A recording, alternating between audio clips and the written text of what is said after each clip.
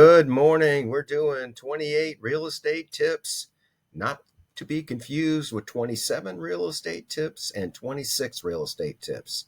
Actually, this is going to be the last one in this format. This will take us up to 103 real estate tips. So, you've probably heard about the NAR, the National Association of Realtors, and the Justice Department lawsuit, and how the future of real estate is going to change for buyers. Buyers will now be required to sign a commission agreement before they'll be able to be shown houses. Buyers and showing agents will be required to agree to loyalty and a payment to the agent if there's a purchase. Sellers and selling agents won't be able to publish their commissions except on their company and personal websites, and actually anywhere else besides Zillow and MLS. Houses sell when they have the greatest number of buyers looking at their property. And back in the olden days, before August 17th, you would see properties that had high commissions. And a lot of times they sold quickly. And this lawsuit kind of proves that if you are wanting to sell your home, it is apparent that you get more results if you offer a larger buyer's agent commission. Now, 88% of homes are sold by buyer's agents. So if you're looking to sell your home and you want to do it quickly, then putting a big fat commission on it appears to be the way to do it. Number two, changing the subject completely, septic tank inspectors work for septic tank companies. In all my years, I've only seen one septic tank pass a septic tank inspection. And in my opinion, there's a huge conflict of interest because these septic tank inspectors are paid to go out and sell septic tanks, and doing a septic tank inspection and finding a flaw and requiring a new septic tank is not what you want your septic tank inspector to be motivated to do. Riparian rights have to do with water, or the water relative to or adjacent to land. Talking about lakes and rivers and oceans. There are certain rights to use the water if it's directly by the land, and you need to realize, or it doesn't really matter if you're not doing any waterfront, but if you are, take a look at this riparian rights doctrine. A 4-point inspection versus a pre-sale inspection. So this is a very interesting thing. I thought in the past that there were two kinds of inspections: a 4-point inspection and a full home inspection. But there's a pre-sale inspection, which is going to be different than a 4-point, and it's going to be different than a full inspection. Getting a 4-point is cheaper, and it might seem like the thing to do if you're getting ready to sell your home. But the fact is, you're way better off if you let the inspector know that you're doing a pre-sale inspection. And what this will do is this will get the inspector not to inspect it so much for the purpose of the inspection, but for the purpose of figuring out what the other inspector is going to find. And that's a difference, because you can pass a 4-point inspection because your home has been grandfathered in because of its year built. But these issues that are not being brought up in a 4-point inspection will likely be brought up in the 4-point inspection when it's done by the buyer's inspector. They're going to require GFCIs within 3 feet of any sinks or any water. And a home may pass a 4-point inspection that was from the 70s because it wasn't required then, yet the current inspector for the buyer is going to point that out, and he's going to fail the 4-point inspection, even though your inspector may have passed it using the doctrine of it was grandfathered in. Homestead exemption is a big deal if you're in Florida. It limits your taxes increases by 3% a year. And if you are sued and you lose a judgment, the plaintiff cannot seize your homesteaded property. This is why O.J. Simpson had a home in Florida, and he was able to shield the judgment from the Goldmans by homesteading his property in Florida. The Marketable Record Title Act is going to go away once this 30-year period is over. Basically, if there are some deeds, very few deeds from the olden days, where if a property is if it's sold in the future, it's possible that you'll have to pay a previous deed holder, and you're going to know about this in your title search. Private transfer fees are another issue that is very likely will not come up in your buying and selling of real estate, but if it does, it's on older deeds.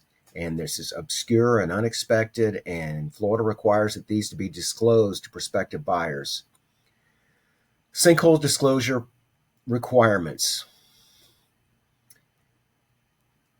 You have to disclose if your property has had sinkhole or settlement events.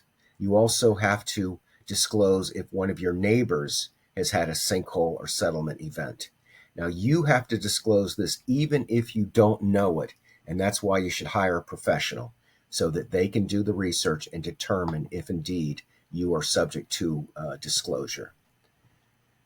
Easement by prescription is likely not going to come up in your world, but if it does, if you have land that's being used by somebody else for over 2 decades without objection, they may be able to gain legal right to use it. So just know that when you buy a property, you get a survey, you verify that nobody else is using any of your land, and you never have to worry about easement by prescription. Landlord-tenant laws for mobile home parks. We're not going to cover this because realtors don't do mobile homes in parks. These are called wheel estate, not real estate. In wheel estate, you have to have an auto broker's license. There are some realtors that have this license, but they're very few. And we don't do wheel estate, or I don't. All right, don't think that selling to a realtor buyer is a good thing. If you are dealing with a realtor as the purchaser, don't think that it's going to go smoothly. And don't think that, oh, this is a realtor, they know what they're doing. Don't give professional courtesy to realtor buyers. They can use their knowledge to advance their agenda and try to take advantage. I hate to say this about fellow realtors, but frankly, I had a transaction recently and it was a realtor buyer, and I gave them the benefit of the doubt, and it came back and it spanked me. So that's how it became a tip. If it's a realtor buyer, let's be extra careful. Let's not give them the benefit of the doubt. Okay, homes that sell in a couple of days. Is this a tip? Is this superior marketing? Lurkers, I'll go into that. Is it priced too low? You have to wonder, when a realtor brags about selling their home or your home in a day or two, did the seller really get the best price? Were there an abundance of buyers in that criteria? Was the seller offering a great big commission? And here's the lurkers. Lurkers are people that can't find what they're looking for. They're waiting for the perfect house to come out. They're lurking. And you never know who's out there. If you have a product that is not out there, it's the only 5, 3, 4, 5 bedrooms, 3 baths, 4-car garage, in a pool, and on an acre. There's possibly not one single property in your market for that criteria. And it sells in one day because somebody spent weeks or months or longer looking for that exact deal. And if the home sells in a couple of days, it could be because of that. But superior marketing? I don't know. Price too low? Maybe. Moving on. Reinspection fee versus licensed contractor to do the repairs. So realtors are risk averse when it comes to repairs that are needed on an inspection report, and they're likely to ask the seller to make these repairs using a licensed contractor. And they want you to provide receipts, and they want you to make these repairs. And likely, if it's 4-point items, sellers are going to agree to make the repairs, because if they don't make the repairs, then they'll have to disclose to the next buyer, hey, it won't pass a 4-point because of this or that. So sellers are pretty much required, in my opinion, to make these repairs if they're going to sell their home. And if they ask you for a licensed contractor to make the repairs, obviously it's going to cost more money. And for investors that have a staff that makes repairs, this is not going to be a convenient for them to go hire a licensed contractor. For me, I have a crew. We make repairs.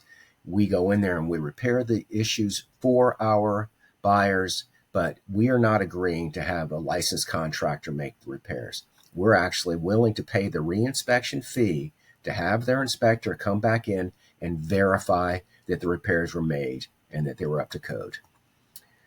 Deceptive Trade Practices Act. If you fail to disclose you have a settlement property contiguous to your subject property and you fail to disclose, this is one of the laws where the buyer could come back and give you some grief for failure to disclose. In Florida, we must disclose. What do they say? The first person to get sued is the realtor, and the second person to get sued is the seller. We want to stay bulletproof, and the way that we do that is by disclosing and over-disclosing. A failure to disclose could involve fraudulent misrepresentation, negligent misrepresentation, and it could be outright breach of contract. Hopefully, you'll never have to learn this stuff, and I'm only bringing it up because it's what we're doing here. We're doing tips. Here's a real estate tip that's also a real life tip, and that is everything is going to be more expensive later. Real estate, food, energy. If you watch the news, you hear the Federal Reserve is doing their thing, and their desire is to keep inflation to around 2%. So that means that the Federal Reserve is hoping that prices only rise 2% a year. And when you consider the cost of 2x4s, and if they're going to go up 2% a year, and the cost of drywall, and the cost of plumbing supplies, and electrical supplies, and wages, everything is going to be more expensive later. And I wish I had really understood that when I was younger. Real estate and rehab is going to get more expensive. For every 5 plumbers, electricians, and roofers and other blue-collar workers that retire, only 2 of them are replacing them. If 5 plumbers retire, we only get 2 new plumbers. So home repairs are going to become more expensive over time, and skilled people are going to find that they're going to be able to command more money because there's just not enough people replacing our existing population of skilled labor. Okay, your home sold guaranteed. I wish you could see me. Let me see if I can show myself. Your home sold guaranteed. I can't do it. Here we go. Yay, here I am. Your home sold guaranteed. Why am I getting excited about that? Because these ploys to get you to reach out are ploys. They're negotiating ploys to get you to sell you their home for cheap. So it says no showings, no repairs, move when you want. It sounds like the perfect exit strategy. So let's make an example so I can do an illustration. If you have a $400,000 home, and let's say it has some deferred maintenance, and let's say it'll be $75,000 to update the kitchen, roof, water heater, windows, paint, and more. So really your home is only worth $325,000. But in our example here, we have Jim France, a realtor that guarantees to sell your home or even buy it himself. He won't actually give you the $325,000. If Mr. France were to sell your home, it would cost you a commission. And for illustration purposes, I need a number. In light of the real estate lawsuit, I got to be very careful. But let's say it's a flat fee of $12,000. Now, Mr. France will give you $313,000 for your home. But Mr. France is actually not going to be the buyer. He has an investor that's funding this transaction. And that investor needs to make 15%. So now he's going to mark it down 15%, and you're only going to get $266,000 on a $400,000 home. And Mr. France is going to say, you're right, but let me give you an alternative. With the repairs that you need for your home's really a $325,000 home. And a retail buyer might give you $350,000 even with the repairs, because it's a good neighborhood and there are not many homes in that price range. Why don't we list your home at $363,000? It will cover your $13,000 commission and you will get your $350,000. Mr. France gets to list your home, which is probably what they really wanted in the first place. Actually, no, they'd love to buy your house for $266,000, but there's no way you're going to do it. But Mr. France is good at what he does, and he's going to start off giving you a contract for a number. He's going to come back and say, hey, it needs these repairs. And if you were to sell it, you pay commission, and my investor needs to make some money. So for your $400,000, we're really only going to give you $266,000. But I'll tell you what, let me see if I can get you $350,000 by listing your home at $363,000. And that's how your whole home sold guaranteed marketing is not designed to buy your home. It's really designed to get your home listed and to get that listing. What will an investor give me for my home? Let's find out. You can get instant offers from Open Doors, RI Buyers, Mark Spain, tons and tons. Just Google "sell my home today" and you will see all kinds of opportunities, dozens of choices and multiple offers for your home. But what you're going to find is that these are all investors and they're all going to want to use the formula that I use for Mr. France, where they say your home needs work, your home's got to have a commission, we've got to make a spread. This is the net number we'll give you as is. And for your $400,000 home, in my illustration, a $266,000 net is just not worth it. Selling your home is a process, not an event. The average seller takes up to 9 months from the time the idea of selling their home till the time the home is sold. This selling process is a mental process as well as an event process. Do I sell it to an investor? Do I sell it for sale by owner? Do I use a realtor? What's it going to cost? How will I get the most amount of money in the least amount of time? Why is this so stressful? And the answer is, it just is. In the past, I've had opportunity to work with hundreds of buyers, over 650 buyers. And what I tell them is, happiness and real estate do not go together. When we go through this transaction, you're going to find it to be very stressful at times. Hey, for some of us, this is the biggest transaction we've ever done, especially those who bought their home $150,000, 10 years ago, and now they're selling it for $350,000. They've never been in this kind of situation. It's going to be tremendously stressful. And I tell people, don't expect that this is going to be smooth and that you're going to be happy. My dream is that you're not too pissed off about the experience, because sellers and buyers have diverging interests and it can get very stressful. Lenders fail, title issues come up. It's all about navigating these challenges and realizing that it's a process, not an event. Where can the transaction go wrong? Inspection failures, environmental hazards, financing failures, interest rate changes, denials, title defects, contingencies not met. Buyers get cold feet, they get job losses, they get financial disasters occur. Death in the middle of transactions. We've heard stories about them going toward the closing and having a car accident and dying.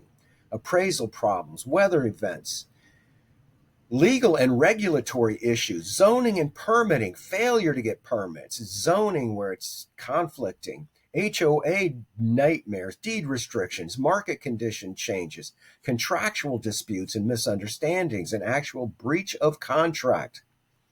What can you do? And a lot of times there's not much you can do. It takes two to make a contract and close the deal, a buyer and a seller. And if one party wants to crater a deal, they may face the loss of their deposit or a lawsuit, but real estate transactions are a lot of forks in the road. It's a lot of jumping through hoops. Many transactions fail. So what you want is somebody on your side that has the experience and the knowledge. And I will call you back. Anyway, real estate transactions are challenging and you need someone who's going to help you through it. Houses that sell in 0 days. How? The seller and the buyer got together before the property was listed, or the seller allowed the property to be shown before it was listed,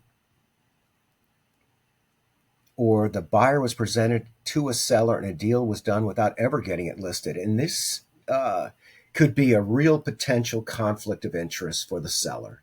If you don't list your house for 24 hours before you accept an offer, you haven't given the market time to get multiple offers and to have an opportunity for a bidding war. So if you sell your house on 0 days, you have to look. If you do it yourself, I mean, God bless. You do whatever you want. You own the house. But if you have a realtor involved in the transaction and they say, I have a buyer, let's go ahead and work out a deal, and they don't put it on the market for 1 day, first off, it's a conflict of interest to not allow the seller to get multiple offers. It's a conflict of interest to not allow the seller to have an opportunity to get more money for the home. And if they have the buyer and they have the seller, in fact, if you notice in this recent real estate lawsuit, EXP is not even allowing their realtors to get both sides of the transaction. It's truly a conflict of interest. And I've done hundreds of deals where I've sold my properties without having another realtor involved in the transaction. But generally, these properties have been on the market for weeks and months when I find a buyer myself. Anyway, don't take a contract on the first day of your listing. Oh, I learned this not too long ago. When turning the power off for any reason, empty the ice tray. If you have an ice dispenser, the ice ejects from the bottom. They're not waterproof. And if the power goes out, the ice will melt and will flood the freezer and maybe the refrigerator. And when you open up the freezer, it'll come washing out if it doesn't go washing out anyway. So tip number 24, turn off the power, empty the ice tray. Okay, pre-sale inspection. We talked about this earlier. I learned a lot about pre-sale inspections by doing them. And let's say a pre-sale inspection and a 4-point inspection are not the same. You must tell your inspector why you're doing this. A pre-sale inspection is not about having it pass a 4-point inspection. A pre-sale inspection is about predicting what the buyer's inspector is going to find and anticipating them and fixing them before then. Look at this. Somebody wants to go into a community. And here we go. Flood zone homes are becoming less attractive option unless they're waterfront. Do not buy a home in a flood zone. Hazards insurance is up 150% in the last 2 years. I don't think that's right. Flood insurance is going up tremendously. Interestingly, there's a bunch more. When I wrote this, it was a while ago, and since then, there's been quite a few new insurance companies in the area. And you know what? I'm just going to change this to hazard insurance is going up. Insurance is the biggest challenge to Florida real estate, along with hurricanes. Hurricanes and insurance are the biggest challenge, and rising water levels and now tornadoes. We never really had tornadoes in Florida, but we had a crushing tornado hit Tallahassee in 2024. So insurance, flood zones, tornadoes, and hurricanes. The only thing you can control is to not buy in a flood zone. Cash buyers fuel rising markets. Think about it. If every transaction in the neighborhood is at $250,000 and all the appraisers are using all those transactions, that neighborhood will not go up in price unless a cash buyer comes along and says, I'll tell you what, I want this property. I'll give you $255,000. Now we know it's not going to appraise. So either they'll have to pay the difference as an appraisal gap, or they'll have to pay cash. Now we've got a $255,000 transaction for this neighborhood in which it was a cash transaction or it was a buyer with financing that met the appraisal gap and put up the extra $5,000 above the appraisal themselves. So next thing you know, there's a nice property that comes out, and because we had a $255,000 transaction, They're asking $260,000. Now, someone with financing will have a problem buying that home. It'll need a cash buyer or someone who can meet the appraisal gap by paying the difference. So just understand, cash buyers fuel rising markets. It cannot go up based on regular financing appraisals. When you buy a mobile home in foreclosure auction, be sure the VIN number or the title number is listed on the foreclosure documents. You do not want to learn this by making a mistake. I promise you. And if you're not buying foreclosures, it doesn't matter. But if you do buy foreclosures and you end up buying a mobile home, beware, beware, beware. All right, thanks for watching. I'm Randal Jenkins, Florida Real Estate Partners. Been trying to get this number 28 out of the way. We will no longer have these long tips. We are now going to go to a short format for tips. And I appreciate your watching. And here I am saying goodbye. Have a great day.